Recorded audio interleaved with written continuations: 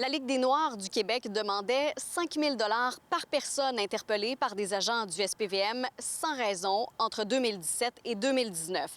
La Ville de Montréal est donc condamnée à verser des milliers de dollars à des victimes de profilage racial.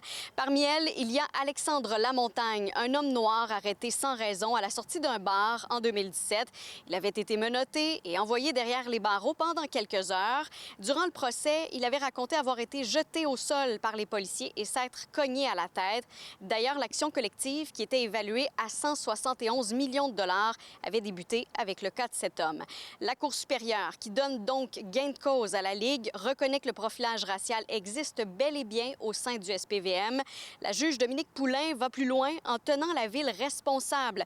Elle dit, et je cite, que la Ville est elle-même fautive parce qu'elle contribue au profilage racial occasionné par sa procédure d'intervention, soit en demandant à ses policiers de faire de la prévention et de procéder à des interpellations dans un contexte de racisme systémique. L'avocat de la Ligue des Noirs se réjouit de ce jugement. Le message que ça envoie, c'est qu'il y a une reconnaissance du profilage racial et il est temps d'y mettre un terme. Si on reconnaît un fait, qu'on reconnaît une faute, il doit y avoir réparation. Il ne s'agit pas juste de dire on va envoyer un chèque à toutes les personnes concernées, ça ne réglera pas le problème. Ça prend des actes concrets. De son côté, la Ville de Montréal nous a fait parvenir sa réaction par écrit. Elle dit qu'elle analysera le jugement et qu'elle continuera de déployer des efforts sans précédent pour lutter contre le profilage racial.